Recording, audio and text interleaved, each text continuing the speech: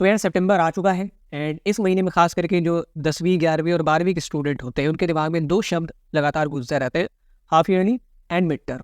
और इसी समय सीबीएसई भी आपका धमाका करता है, सैम्पल पेपर रिलीज़ कर दिया या कुछ ऐसा रिलीज़ कर दिया।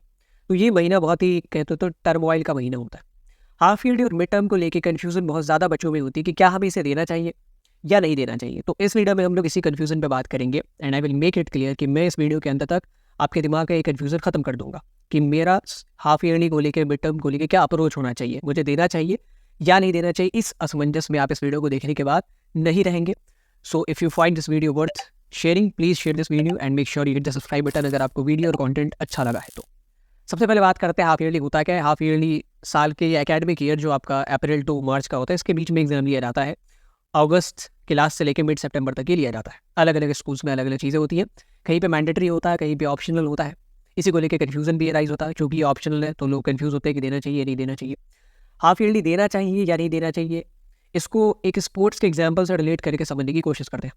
बहुत सारे बच्चे कहते हैं कि सर हाफ ईयरली की ज़रूरत इसलिए है क्योंकि हाफ ईयरली हमें बोर्ड के लिए प्रिपेयर करता है, तो वो प्रिपरेशन तो मैं मॉक्स लगा के या सैम्पल पेपर करके भी कर दूंगा या कर लूँगी, इसके लिए हाफ ईयरली देने की क्या ज़रूरत है। क्योंकि लोगों के पास जेन्युइन एक्सक्यूजेज होते हैं। हमारी अभी तक तैयारी नहीं हुई है, 5-6 चैप्टर्स जो 8 चैप्टर आपके पूछे जाएंगे उसकी तैयारी नहीं है, या हमने अभी तक सिलेबस शुरू ही नहीं किया है, या हमने भी सिलेबस जस्ट शुरू किया है। तो अगर हम हाफ ईयरली देंगे we will be under confident, हम डिमोटिवेट हो जाएंगे। तो ये सारे कन्फ्यूजन्स होते हैं, तो हम लोग हाफ ईयरली स्किप कर देते हैं और इसकी प्रैक्टिस को कंपनसेट करने के लिए हम लोग सैम्पल पेपर वगैरह लगा देंगे। So coming to the sports में आप देखते हैं प्रैक्टिस इज वेरी एसेंशियल। किसी को भी आगे बढ़ना, प्रैक्टिस बहुत ज़्यादा ज़रूरी है। Without practice you can not go far ahead. पर स्पोर्ट्स में जो सबसे बड़े प्लेयर होते हैं, फॉर एग्जांपल अगर आप इंडियन है तो क्रिकेट तो जानते ही होंगे, और ओलंपिक्स के भी हमारे कुछ चैंपियंस को जानते होंगे। तो क्रिकेट में when we talk about the greatest batsman of modern day era, Virat Kohli, greatest batsman, talking about batsman, तो विराट कोहली सबसे बड़ा बैट्समैन, ये सबसे ग्रेटेस्ट बैट्समैन क्यों माना जाता है इस तरह? इट्स नॉट बिकॉज कि वो बहुत फिट है, उसके बहुत इंस्टाग्राम पे फॉलोअर्स हैं। इवन ये भी कारण नहीं कि उसने बहुत सारे रन बनाए। विराट कोहली ने जितने रन बनाए, अमूमन बहुत सारे बैट्समैन उतने ही रन पे अटके हुए, but they were not that much great. उनको उतना एडोर नहीं किया जाता इतना कोहली को किया जाता है। कारण पता है क्या है? क्योंकि कोहली ने उस समय रन बनाए हैं जब सबसे ज़्यादा ज़रूरत थी। फॉर एग्जाम्पल अगर हम लोग 10-11 महीने पीछे जाते हैं, अक्टूबर में मेलबर्न में मैच था इंडिया वर्सेस पाकिस्तान। उस मैच में ये अगर आपने देखा होगा या अगर आप उस हाईलाइट को देखोगे तो आप एक चीज़ यकीन के साथ कह सकते हो कि इस मैच को विराट कोहली के अलावा कोई और नहीं निकाल सकता था। क्योंकि Haris Rauf was bowling 155 up, वो 145 के ऊपर बॉलिंग लगातार डाल रहे थे एंड उसको सर के ऊपर से मारना और एक शॉट जो फाइल लेग के ऊपर से मारना था। इवन तो फाइलिंग पे फील्डर लगा हुआ था फिर भी मारना, और मेलबर्न के ग्राउंड्स बड़े होते हैं, छोटे नहीं होते। तो दिस शोज़ की टेम्परामेंट कितना इंपॉर्टेंट है।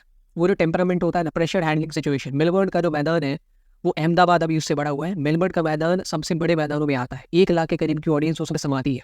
तो 80-85 हज़ार इंडियंस हैं और 10-12 हज़ार आपके पाकिस्तानी हैं। उनके सामने ये जो प्रेशर है, ये विराट कोहली के अलावा पूरे इंडियन टीम में कोई नहीं ले सकता था, एंड वही खड़ा था, इसलिए हम लोग मैच जीत गए। तो this is all about temperament. क्या विराट कोहली से ज़्यादा कोई प्रैक्टिस नहीं करता होगा? बहुत सारे प्लेयर्स होंगे, बहुत सारे ऐसे यंग और टैलेंट्स होंगे जो विराट कोहली से ज़्यादा प्रैक्टिस करते होंगे। But when we talk about greatness, वो ग्रेट इसलिए है क्योंकि टेम्परामेंट उसका बहुत हाई है। We talk about Steve Smith की बात करें, स्टीव स्मिथ बायलेटरल सीरीज में फ्लॉप होगा, स्टीव स्मिथ छोटे मोटे सीरीज में फ्लॉप रहेगा। बट जब भी नॉकआउट मैचेस आएंगे, जब भी टूर्नामेंट्स होंगे, चाहे एशेज हो, चाहे अभी आपने टेस्ट चैंपियनशिप का फाइनल देखा था, उसमें स्टीव स्मिथ ने सेंचुरी की है। तो जब भी ऐसे नॉकआउट मैचेस होंगे, स्टीव स्मिथ की सेंचुरी या कोई बहुत बड़ी इनिंग ये तो पक्की है। Everything is temporary except Steve Smith's monstrous knocks in the knockout matches. इसी तरीके से आप बेन स्टोक्स को देखो। बेन स्टोक्स अभी एशेज गुजरा है ना, एशेज में मैंने देखा कि 7वें 8वें विकेट तक जो है बेन स्टोक्स हार ही नहीं मानता। एक तो इंग्लैंड की बैटिंग लाइनें बड़ी है, फिर भी 8वीं विकेट गिर गई है, 9वीं विकेट गिर गई है, फिर भी वो मारे जा रहा है इन द होप कि हम लोग अभी मैच जीत जाएंगे।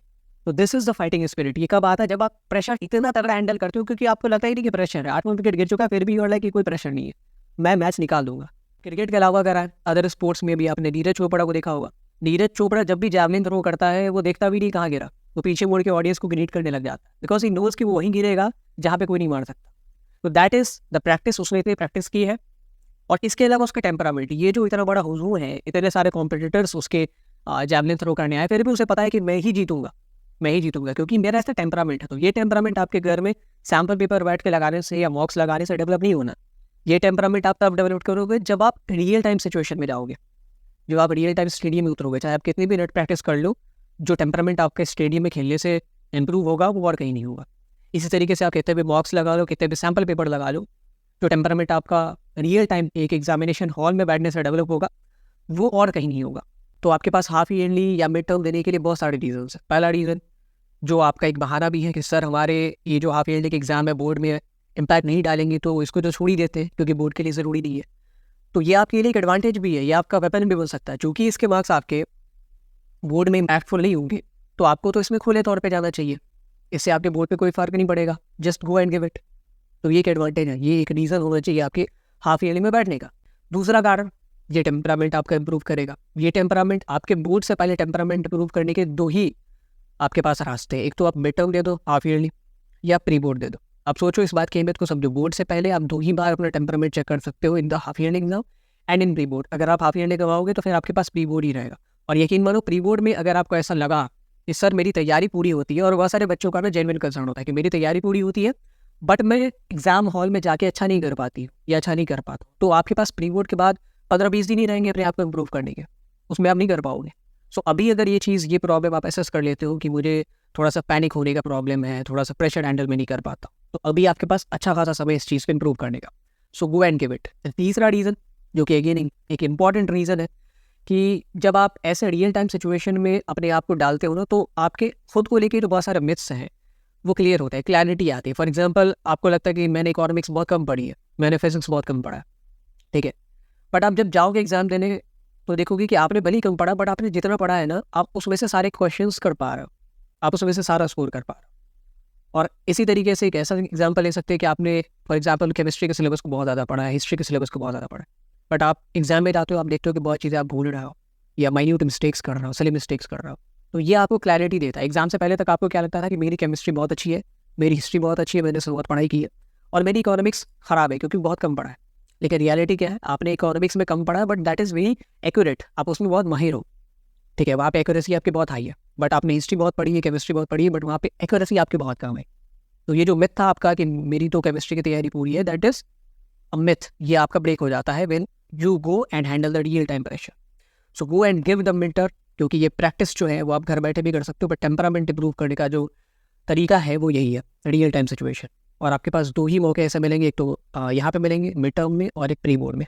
सो don't lose this chance. My take on this confusion is you should give the mid term, except whatever your score is, क्योंकि आपको तो डर है ही नहीं ना हारने का। आपके ख़राब स्कोर आते कौन देखने वाला, प्री बोर्ड में या बोर्ड में कोई इम्पैक्ट पड़ेगा नहीं।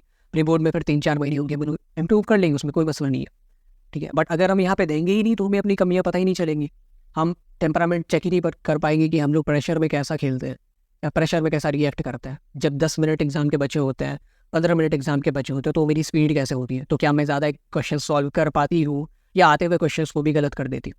सो this is all about the real time check, go for it and don't skip mid term. अगर ये मैंडेटरी है तब तो कोई बात ही नहीं, अगर ये ऑप्शनल है तो भी you should give it. That's my take on this and make sure you hit the subscribe button for this kind of contents. एंड अगर आपका कोई ह्यूमैनिटीज़ का बंदा है, दोस्त है, तो प्लीज़ हमारे चैनल को रिकमेंड ज़रूर करें, because we have multiple contents on humanities. History के 1 शॉट की प्ले लिस्ट है, पॉलिटिकल साइंस के 1 शॉट की प्ले लिस्ट है, सोशियोलॉजी बना रहा है, साइकोलॉजी के पूरे 12th क्लास के कोर्स है।